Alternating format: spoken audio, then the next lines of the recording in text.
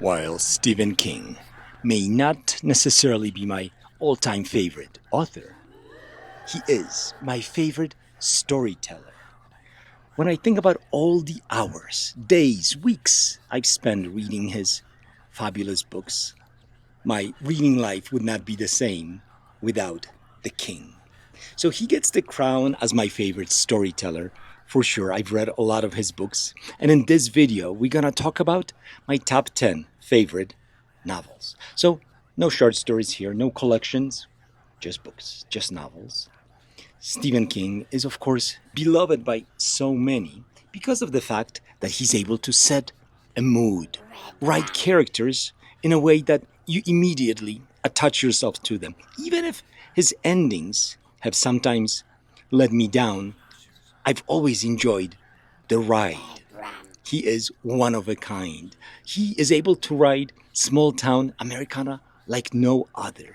His story set in Maine, of course, incredible, but I also value his time spent in Boulder, Colorado, the city in which I live now, and his story set here, like Misery, which I read recently, or The Shining, incredible.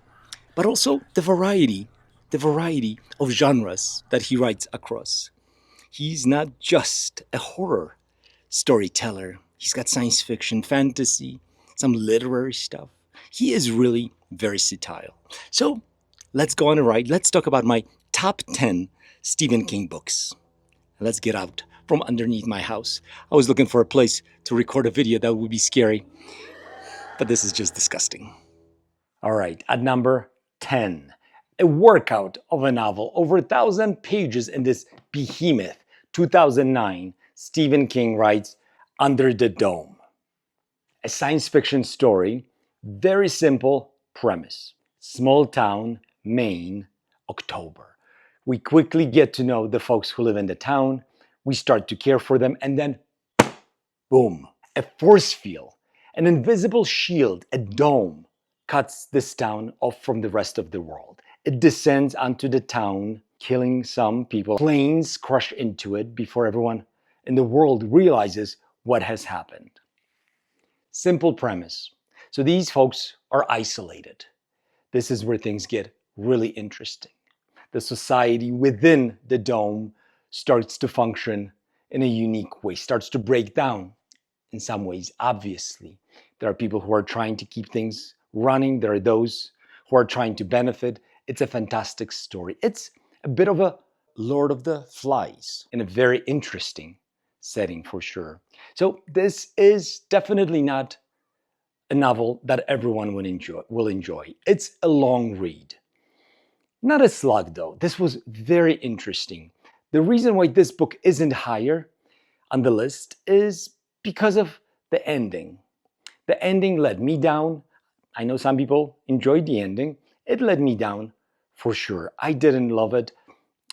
Did not quite resonate with me. If you like to get an answer in this book, you actually get an answer. It's been a while since I read it, but I vaguely remember that. I think maybe it would have been better if the author just left it alone, left it to our imagination. What actually had happened? Was it aliens? I don't know. He didn't do that. He gives us an ending, and I did not find it satisfying. Because of that, I was really struggling what book to put at number 10. And there were several, at least 5 other books that were this close to making the list. But science fiction element maybe kind of pulled it through. So now let's move on to number 9 quickly. Here we've got Salem's Lot, a vampire story. Again, small town, kind of being taken over by vampires. This book is fantastic. If you like a good horror, a good vampire story, this one has it all. Things get dark, things get bleak. There are moments that are really horrifying, well written, of course, visually stimulating. This is a great book if you're a fan of the Dark Tower series. This is a book that you would want to read. Oh gosh, I don't remember. Leave a comment, let me know. Is it between book 4? I think, is it before book 4 or before book 5? Somewhere there. You want to read Salem's Lot. I think it's after book 4. We have a character who is an important character in Salem's Lot who makes an appearance in the Dark Tower. Of course, this is one of the things that is fantastic also about Stephen King, his work, are all the connections that you can start to find as you read more and more. And Salem's Lot, if you're looking for a true horror vampire story, I think this is one of the best. I had to reorganize things a little bit here. Anyway, at number 8, we have what many feel is Stephen King's darkest, scariest, bleakest, a psychological horror, Pet Sematary. This is a story that will affect, I think, anyone who reads it, but maybe parents of young kids more than those who do not have children. Difficult story to read. An idyllic setting. We're in Maine, easy living, right? We have a family who moves into this town on the outskirts of a town next to a busy road. Seems like a nice family. They meet the neighbors, older folks, connect right away. Behind their house, just up the hill, there is a pet cemetery. I will leave it at that. The story goes interesting places for sure.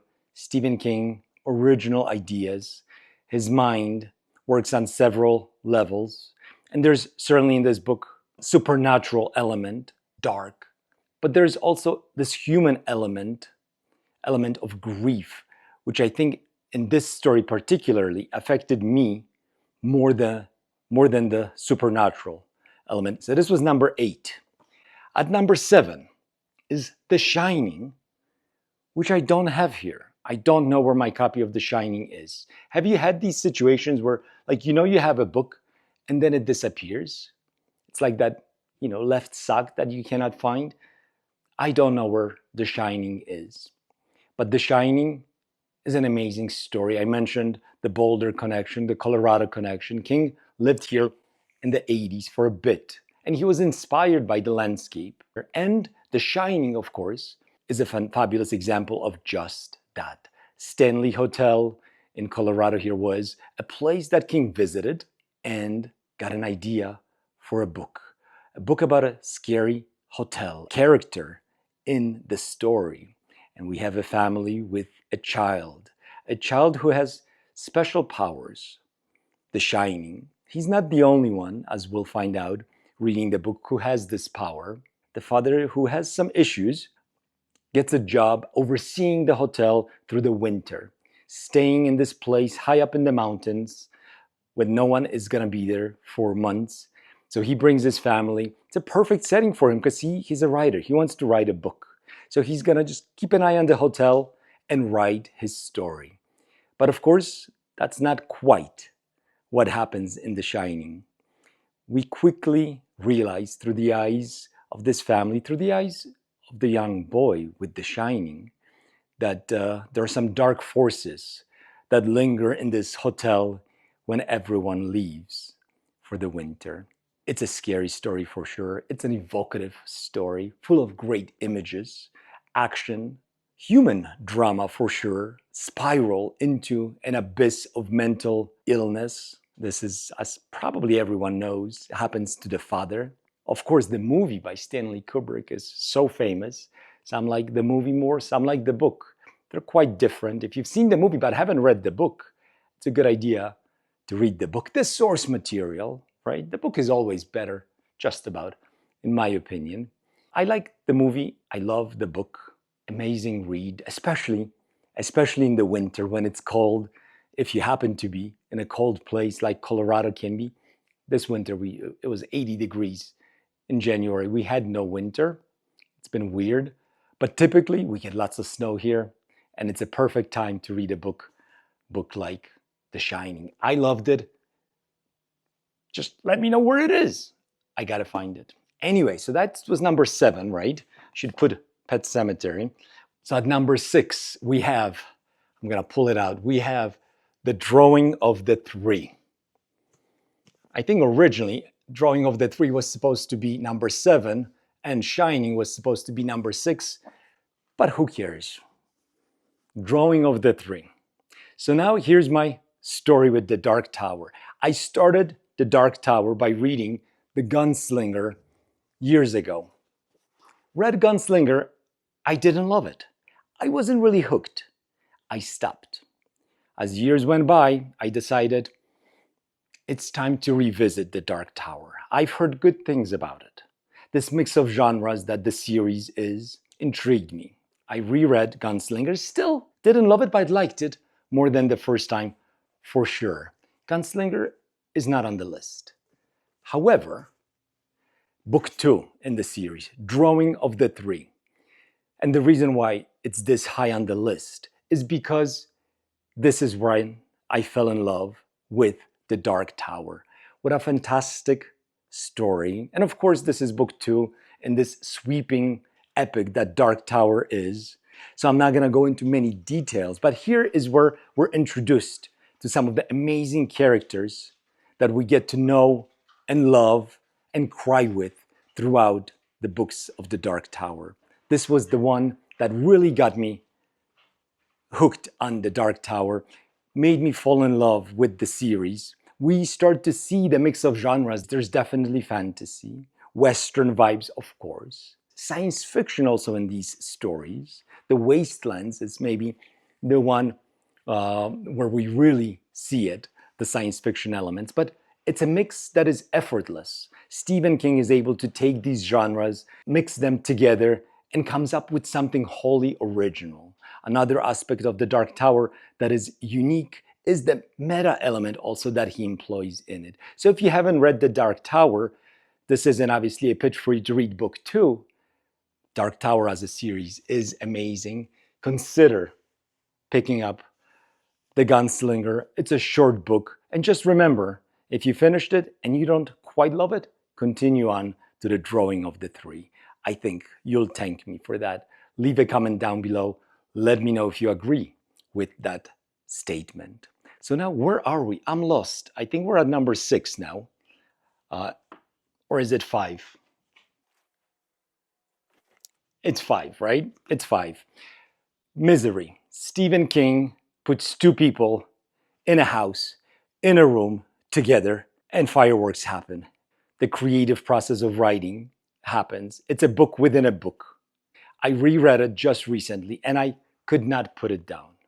I could not put it down. Another story, of course, that takes place here in Colorado. Boulder is where the author, Paul, is writing his book. Then he drives up into the mountains and gets, unfortunately, into a car accident. High up in the mountain, he, during a snowstorm, spins out, ends up in a ditch. But guess what? He is lucky enough that his biggest fan, Annie Wilkes, just happens to be driving by. She lives up in the mountains, alone. She rescues him. And just as luck would have it, she used to be a nurse. So she is able to save his life. Paul would not have lived without Annie. Obviously, he owes something to Annie. He owes her a little bit of a story. We get Misery, a book within a book, because the fun thing about reading this, more so than watching the movie, which is incredible, by the way. I love Misery, and I love, of course, the performance. Annie Wilkes, or Kathy Bates as Annie Wilkes, is incredible. Fabulous, fabulous movie. But again, the book offers something different. In this book, we get to see the book, we get to read the book that Paul Sheldon is writing to save his life. Misery's Return.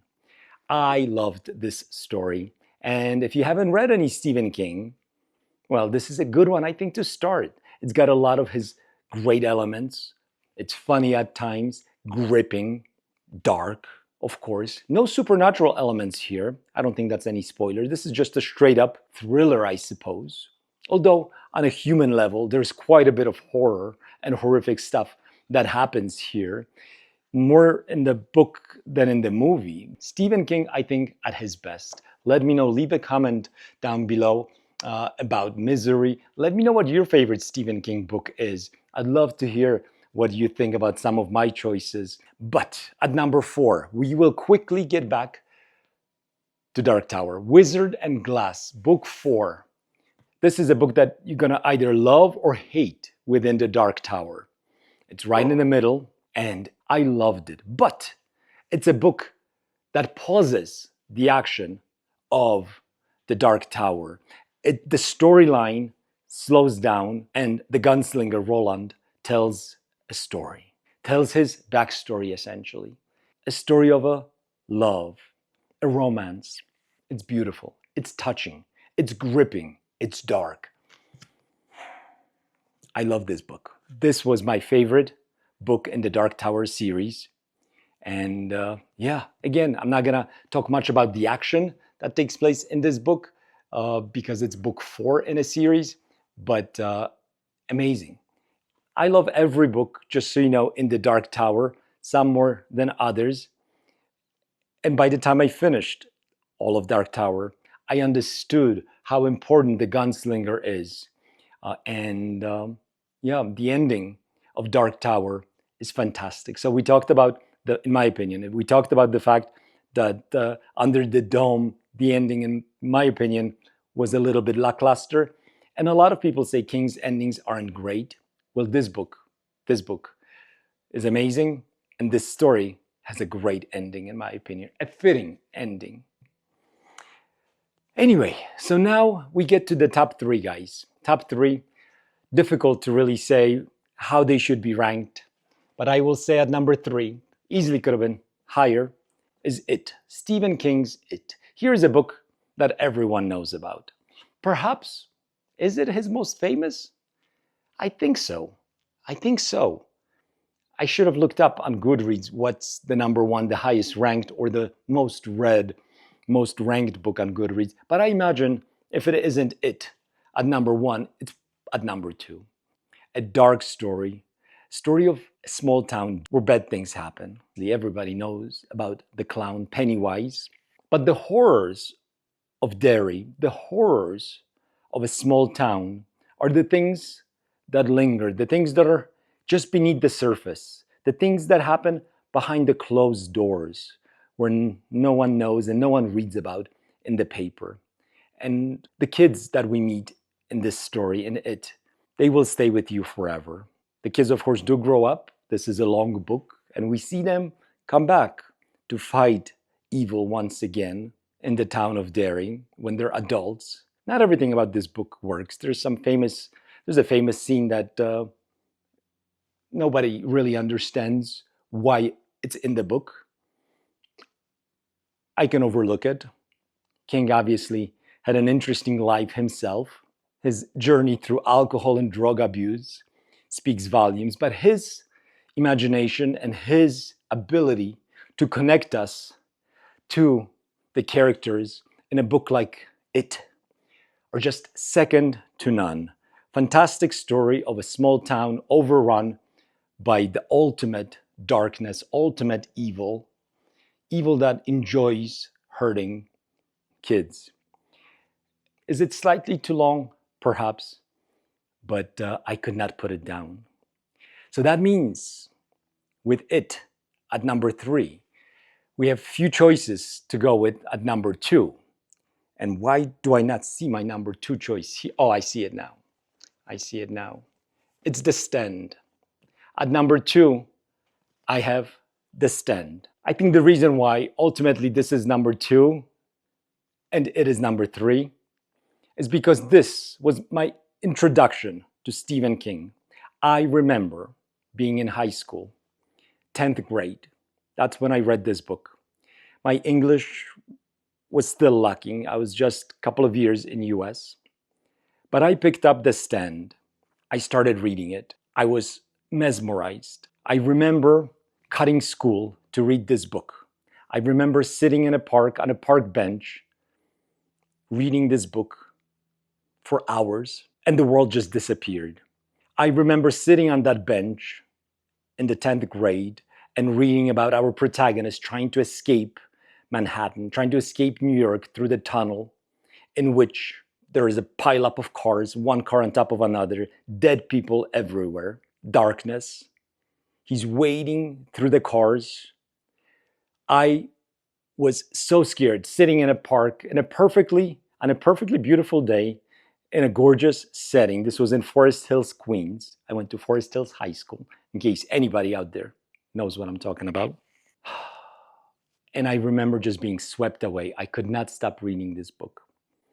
Of course, It got a little bit long. Stephen King likes to write these epic stories. You have to be prepared for that. Is the ending of this dark versus light, good versus evil story, is it satisfying? I don't know, but I think he pulls it off. I should say what the story is about. There's a plague, a virus that kills most of the population. And the people who remain, we have Boulder, we have that tie in as everyone's trying to, the good ones are coming to Boulder, the bad ones are going to Las Vegas. Makes sense. Makes sense, right? And we get to know them as they journey from different places throughout the US to face that ultimate ending, to face the ultimate evil. The fact that it was my first Stephen King and it's such a meaningful book to me speaks volumes. But it is not, alas, it is not my number one book because when I read and reread and will reread again 11/22/63, I thought that this, to me, is the perfect book. Not a word out of place, not a theme out of line, not a thread that's loose. Start to finish, incredible. A book that has a perfect ending, and I think anyone who has read it, at least those I've talked to, leave a comment if you think otherwise. But everyone that I spoke to loves the ending. A book about time travel, so it definitely qualifies as science fiction, even though that's the only element. A novel that has deep historical aspect to it. We're going back to save JFK. The research that Stephen King does for this book is impeccable. It's fantastic. So you are getting a snippet of history, you're getting a lesson in history, fantastic again, place and time. But the reason why this book is so incredible, even though there's great action, it's the romance. It's the romance that our main protagonist has with someone who lives in the 60s. So this guy goes back in time, but he cannot just pinpoint the time. When he goes through this portal, it's always the same day, the same year. So he has to live in the past several years, I think 3 years, before he gets to the time Stephen King is going to be assassinated. So he has to survive in the 60s, make his life there, fit in. Of course, Stephen King can write 60s Americana like no one else. Ah, what a story. And the ending, so fitting, a tearjerker. If you're emotional, this one may cause you to shed a tear as well. Just a great, great story, in my opinion. Um, yeah, I had no doubts that this is my number one Stephen King novel. There are some horror elements to it too, some supernatural elements. We have this past that doesn't want to be changed and fights back. There's so much in this book, something for everyone, I would say. But for me, it's my number one Stephen King because of how everything, all those aspects, came together beautifully. Now, I could do a bonus section. I've read a lot of Stephen King's more recent books, the Bill Hodges stories, Holly, her stories. Good stuff. I like most of them. Some of the books he wrote more recently, I didn't love. The fairy tale, for example. There's some old stuff, of course, Cujo. So many incredible books. His books of short stories, different seasons, so many great, great things we could talk about. But this is my this is my top 10. Let me know what your top 10 or number one book is, or something that maybe you think I should read. Anyway, if you watch till the end, once again, I'm grateful. I appreciate it. See you next time.